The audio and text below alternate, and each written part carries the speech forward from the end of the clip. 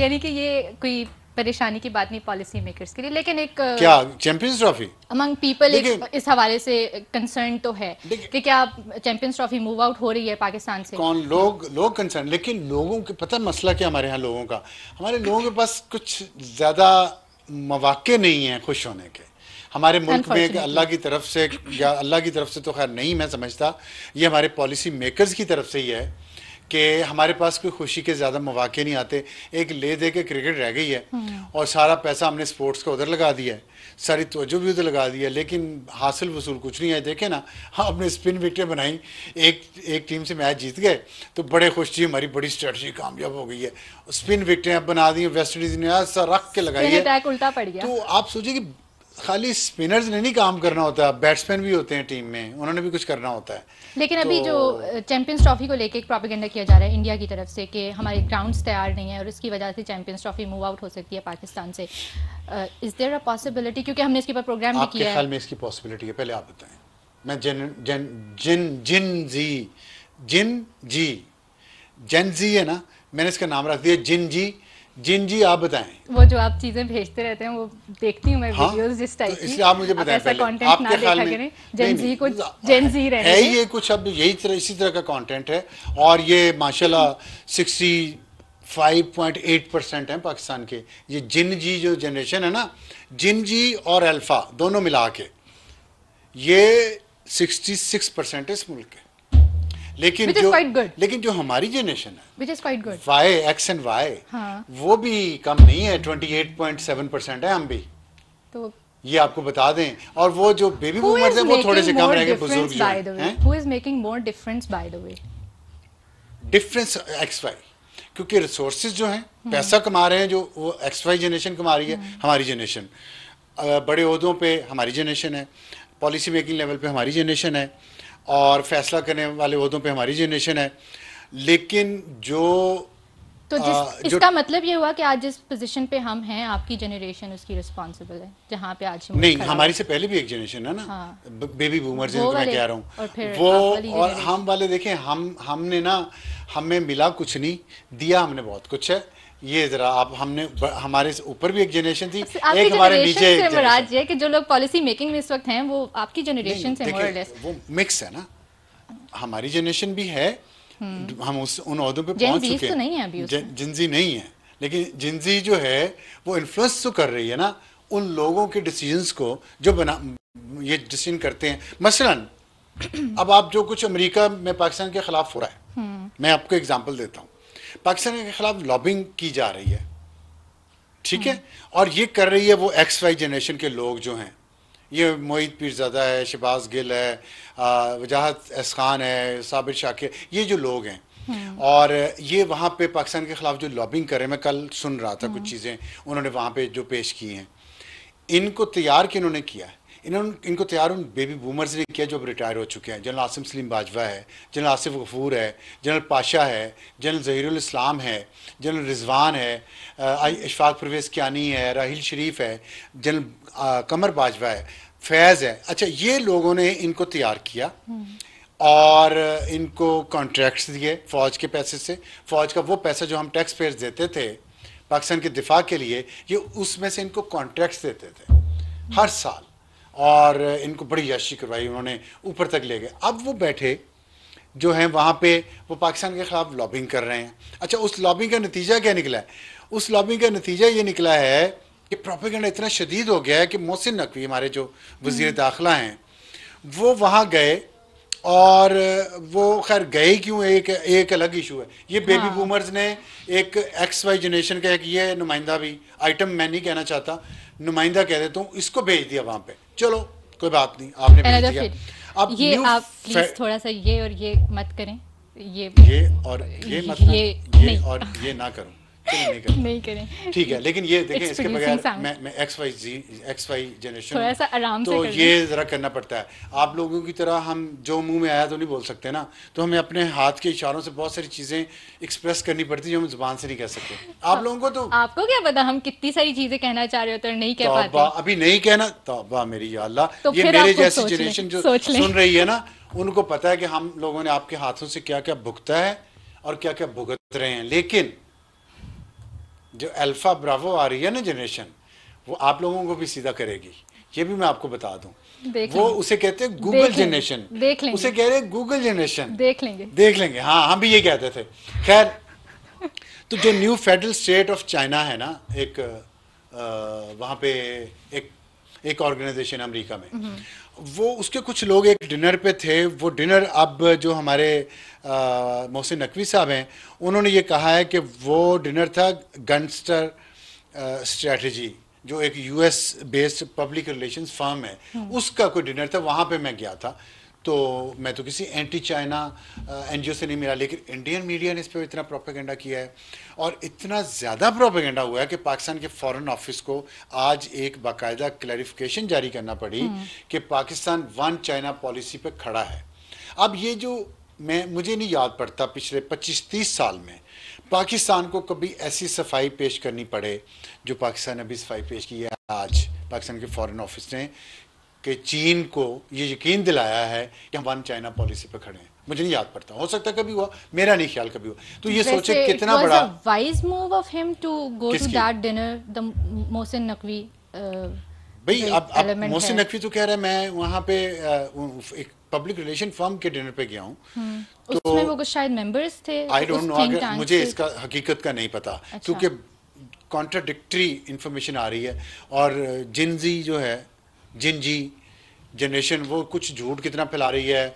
वो पीछे baby boomer जो बैठे हुए हैं अमेरिका में, और यहाँ उनके रिटायर्ड जो उनके स्पॉन्सर्स बैठे हुए हैं, वो क्या क्या फैला रहे हैं पाकिस्तान के खिलाफ, झूठ सच का ना पता नहीं चल रहा। कुछ पॉलिटिकल कमेंटेटर्स का ये ख्याल है, मैंने गार्डियन के अंदर ये चीज़ पढ़ी है कि चाइना पाकिस्तान के अंदर अपनी मिलिट्री प्रेजेंस बढ़ाना चाह रहा है, और उसके जवाब में ये जो मोहसिन नकवी का फेडरल स्टेट ऑफ चाइना के साथ जो एक इनकाउंटर हुआ है, या वो जो उस डिनर पे गए हैं, it's kind of a messaging to China. किस पॉलिटिकल कमेंटेटर ने कहा? उज़ैर यूनुस, वो ओवरसीज पाकिस्तानी, दोहरी शहरियत वाले पाकिस्तानी।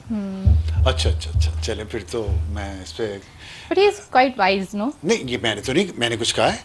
अच्छा, मैंने तो नहीं कहा ही इज नॉट वाइज, ये तो मैंने बात ही नहीं की। मैंने तो आपसे सिर्फ पूछा है कि दोहरी शहरियत वाले पाकिस्तानी, मैंने सिर्फ ये पूछा है, इसलिए इतना ही रहने दें। वाइज अनवाइज की तो हम बात ही नहीं कर रहे। देखिए, मैंने एक बात तो अपने आप से अहद किया, मैं पोलिटिकली करेक्ट नहीं रहना चाहता कि मैं कहूँ कि हाँ मैंने ये भी इसको भी तारीफ़ कर दी और इसकी भी तारीफ़ कर दी और इस पर भी तनकीद की है, तो अब इस पर भी तनकीद की है बैलेंस करने के लिए। नो, मैं नहीं हूँ ऐसा, मैं बहुत क्लियर हूँ। तो यू थिंक इसमें अपने लोगों के साथ हूँ, ठीक है, और वो लोग इंसान हैं सबसे पहले, फिर मुसलमान हैं, फिर पाकिस्तानी हैं, बाकी पंजाबी पख्तून बाद में आते हैं। बात ये है कि उज़ैर यूनुस साहब के बारे में जो अभी आपने नाम लिया, तो मेरे जहन में आया कि वो क्रिटिकल हैं मोहसिन नकवी साहब के। मैं कुछ देख रहा था उनके ट्वीट्स, तो उनकी कार्रवाइयों पे वो नज़र रखते हैं, विच इज़ नॉट बैड। और तो वो अगर वो उनको तो अगर उन्होंने ये बात कही है उज़ैर यूनुस ने किसी इंफॉर्मेशन की बुनियाद पे, और अगर यस और उनकी इंफॉर्मेशन अगर ठीक है, तो मैं समझता हूँ कि इंतहाई ये नालायक स्टेप था जिसने भी ये फैसला किया चाइना को मैसेज देने का। ऐसे मैसेजिंग नहीं होती, अक्लमंदी वाले मैसेजिंग ऐसी नहीं होती। तो ये तो आपको उल्टा पड़ गया फिर, अगर आपने ये मैसेजिंग की है इस तरीके से, तो आपको ऐसी सफाइयाँ पेश करनी पड़ रही है। चाइना पहले ही आपसे अपसेट है, और आपको भी पता है, हमें भी पता है, सबको पता है। होता ही ऐसे हमेशा कि हमारी स्ट्रैटेजीज उल्टी पड़ जाती हैं, नहीं, हमें इसलिए कि हमें नीयत साफ नहीं है। हम सबको पता है कि पाकिस्तान में एक बहुत स्ट्रांग ग्रुप है रिटायर्ड लोगों का, और सर्विंग का भी, सियासत में भी वो लोग हैं जो बहुत प्रो अमेरिका हैं। वो चाहते हैं कि हमें अमेरिका गोद ले ले, हमें अमेरिका अपनी रियासत डिक्लेयर कर दे बेशक, या गुलामी में ले ले। ऐसे नहीं मुल्क चलते, मुल्क चलते हैं इक्वलिटी ऑफ रिलेशनशिप पे। और मेरा ख्याल है कि चाइना के ख़िलाफ़ बहुत प्रोपेगेंडा किया गया, ख़ास तौर पे जब CPEC 1 शुरू हुआ, उसमें राहील शरीफ था, ज़हीर मैंने आपको बताया, ज़हीरुल इस्लाम, उसकी सारी फैमिली अमेरिका में सेटल है। उससे पहले जनरल पाशा DJISI था, उसने अमेरिकियों की नौकरी करनी थी, तो इसलिए वो अमेरिकियों के बहुत करीब था। रिटायरमेंट के बाद उसने अमेरिकियों की नौकरी की। जनरल राहील शरीफ ने अमेरिकियों के दोस्त सऊदियों की नौकरी करनी थी, तो वो इसलिए प्रो अमेरिका था। जनरल तारिक का मैं जिक्र करता रहता हूँ, आप पूछ रहती कौन है। उनकी बेटी की शादी अमेरिकी के साथ हुई है, अमेरिकी फ़ौज के एक ऑफिसर के साथ। तो देखिए, जब आपके इतने इंटरेस्ट, आपकी रिश्तेदारियाँ आपके बच्चे, आपकी जायदादें अमेरिका में हों तो आपका दिल धड़कता है। मैं 1 साल हार्वर्ड में पढ़ के आया हूँ, तो मेरा इतना अच्छा वक्त वहाँ पे गुजरा अपनी फैमिली के साथ कि मैं समझता हूँ, good flex by the way. मैं समझता हूँ कि जो कैम्ब्रिज है, जहाँ पे हार्वर्ड है, मैं कभी कभार सोचता हूँ कि शायद मेरा दूसरा घर है। सिर्फ 1 साल में वहाँ रहा हूँ। अगर मैंने वहाँ प्रॉपर्टी भी बनाई होती, मैं अपने बच्चों को भी वहाँ भेज चुका होता, यहाँ से पैसा कमा कमा के और हथियार हथिया के सौदे कर करके वो जमा करके वो वहाँ भेजा होता, वहाँ अकाउंट रखे होते मैंने, तो फिर मेरा तो दिल वहीं धड़कना था ना। तो अब ये इसलिए पाकिस्तान, जब मैं ये कहता हूँ ना कि मलेशिया की मैंने बार बार एग्जांपल दी है कि महातिर मोहम्मद ने भूमिपुत्रा की पॉलिसी इसलिए इंट्रोड्यूस करवाई थी। Bhumiputra is son of the soil, मट्टी का बेटा, धरती का बेटा। तो उसने कहा जो सरकारी ओहदे होंगे उस पर धरती का बेटा बैठेगा, ताकि वो धरती के मफाद में फैसले करे। उसका ये ना हो कि मेरी जायदाद तो अमेरिका में भी है, अगर मैंने अमेरिका ये फैसला किया, अमेरिका को नाराज़ कर दिया, चीन को नाराज़ कर दिया, तो मेरी तो इन्वेस्टमेंट फारिग हो जाएगी, मेरे तो बच्चों को वहाँ वजीफ़े लगे हुए हैं। ये हुमायूं अख्तर साहब, इनके वालिद साहब एक जर्नैल ही थे ना, इतना पैसा कहाँ से आ गया हुमायूं अख्तर के पास? क्या किया है इन्होंने सारी उम्र? कैनेडियन सिटीजनशिप इनके पास तब थी जब इनका बाप ISA का चीफ था। तो ये बहुत लंबी कहानी है, मैं इसमें पढ़ना नहीं चाहता। मैं सिर्फ ये कहता हूँ कि अब समझ जाएं, आपने देख लिया है। ये लोग एंटी एस्टेब्लिशमेंट बनने की कोशिश कर रहे हैं ना जो आज, और जो जिन्होंने इनको बनाया है, फौज के अंदर के लोगों ने, जर्नैलों ने। हम पिछले 30-35 साल से ये बात करते थे कि जर्नैलों को सियासत में हिस्सा नहीं लेना चाहिए, तो हमारे ऊपर इल्ज़ाम लगा गद्दारी का, सिर्फ ये बात कहने पे। ठीक है, हमें गद्दार कहा गया, हमारी हुब्बुल वतनी क्वेश्चन की गई, हम पे सब जुल्म तोड़े गए, हम वहीं के वहीं खड़े हैं। आज भी कहते हैं कि जर्नैलों को, जजों को सियासत में हिस्सा नहीं लेना चाहिए, अपना काम करना चाहिए। सियासत सियासतदानों का काम है। इन्होंने हमारे खिलाफ, उन जर्नैलों ने जब रिटायर हो चुके हैं और उन जजों ने जो अब रिटायर हो चुके हैं, और आज भी मैं टैक्स देता हूँ, उन पैसों से उनको पेंशनें जाती हैं, उनका हैप्पी आवर चलता है उससे। उन जर्नैलों और जजों ने इस क्रॉप को खड़ा किया हमारे खिलाफ पैसे देके, पूरी प्लानिंग के साथ, पूरी स्ट्रेटजी के साथ। आज भी तो एस्टैब्लिशमेंट, सुन तो लेना मेरी बात, तो सुन ले। आज भी आ जाता हूँ ना, आप बीच में से खाना, जेंजी का ये बड़ा मसला है ना, पूरी स्टोरी तो सुना करें, पूरा सच रहे, पोलिटिकली करेक्ट ना हो, पोलिटिकली करेक्ट ना करें अपने आप को कि यो वो किया है तो वो भी किया, तो टाइम है तो फिर आप पॉडकास्ट ना करें, प्रोग्राम कर लिया करें टीवी पे 35 मिनट का। तो बात यह कि वो जो हुआ है ना, उसमें आप जानबूझ के ये इंटरप्ट करती है ना, ताकि जो कुछ वो करके चले गए हैं उनके बारे में मैं लोगों को सच ना बता सकूं। यही मकसद है ना आपका, यही मकसद है ना, बार बार बताना चाहिए। उन्होंने 11 साल, उन जाने वालों ने 11 साल इस मुल्क के बच्चों के जहनों में नफरत भरी है, तकसीम किया इस कौम को, जिसका नतीजा आज हम ये देख रहे हैं कि इनके बनाए हुए, इनको हमारे टैक्स के पैसे जिनको देते थे रिश्वत के तौर पे कि करो जाके बोलो अब सार आलमों के खिलाफ, इनको गद्दार कहो कि ये फौज के जर्नैलों पे, उन पे तनकीद करते हैं, क्वेश्चन करते हैं, तनकीद भी नहीं, जो सियासत में हिस्सा ले रहे हैं, इनको गद्दार कहो। कहती थी ना अरसलान बेटा गद्दारी से लिंक कर दो, बिशरा बीबी कहती थी ना।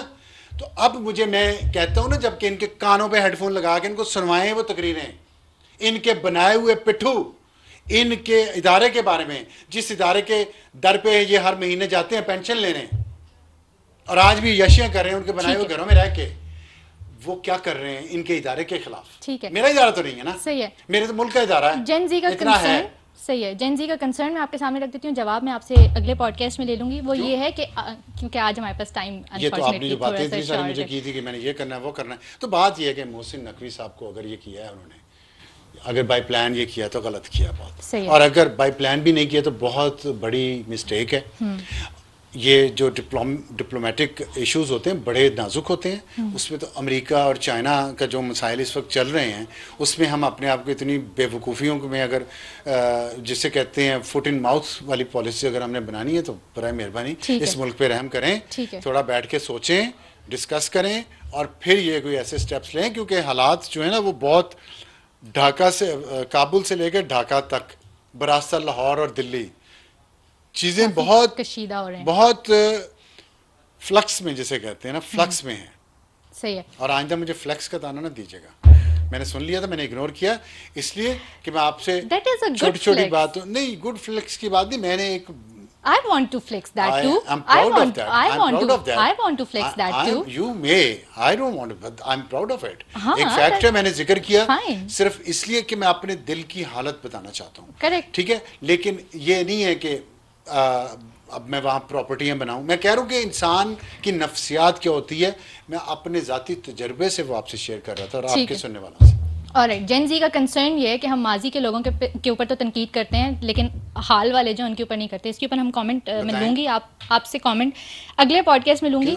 आज क्योंकि टाइम नहीं है। क्यों गंडापुर की इमरान खान से मुलाकात हुई है। इस पे कमेंट नहीं, अभी नहीं, आप मुझे बता अभी टाइम नहीं, आप मुझे बता दें। अभी टाइम आज वालों के साथ आप भी मेरे साथ काम करती हैं मुसलसल, आप बताएं मेरे ऊपर जो कुछ तनकीद हो रही है तो कहाँ से हो रही है? We'll talk about it. चलें, we will talk about it. Gandapur की इमरान खान से मुलाकात हुई है। What अब आपने information do किया you है, have बात about को it? मेरी को सुना नहीं आपने, लेकिन कोई बात नहीं, हम बड़े दिल वाले हैं, एक्स वाई जनरेशन वाले हैं, आप जेन जी तो जाहिर है। I've heard that, but I have little time today. ठीक है। गंडापुर की इमरान खान से हाँ, you're not in a mood to talk about that. नहीं, but this is the mood. सही है। Podcast mood. गंडापुर की इमरान खान से मुलाकात, what information do you have about it? क्योंकि ये कोई स्केड्यूल्ड नहीं थी, कोई स्केड्यूल्ड मुलाकात नहीं। चले, मैं एक बात आपको मजे की बताऊं, अगर मैंने डॉलर कमाने हो, इसी के साथ हम वाइंड अप, अगर मैंने डॉलर कमाने हो आज, तो मैं ऐसा यहाँ पे स्टोरी बना के पेश करूं जेन जी को, जो वो झूठे यूट्यूबर्स की स्टोरियां सुनती हैं और कहेंगे कि अली बिन गंडापुर पैगाम लेके गया है खान को कि आपको फौरन रिहा कर देते हैं, उकाब लेके गया है, बाहर निकाल देते हैं, ले और जेल का दरवाज़ा टूट गया है और आर्मी चीफ आसिम मुनीर ने हाथ खड़े कर दिए हैं। उसने कहा कि मुझे बस वो दे दो, क्या NRO दे दो, लेकिन खान नहीं मान रहा। और मैं ये और अली बिन गंडापुर को डांट दिया। खान ने कहा कि खबरदार, अगर मेरे पास आइंदा कुछ लेके आए, मैं अपनी कौम के लिए यहाँ पे मौजूद हूँ और यहाँ पे रहूँगा।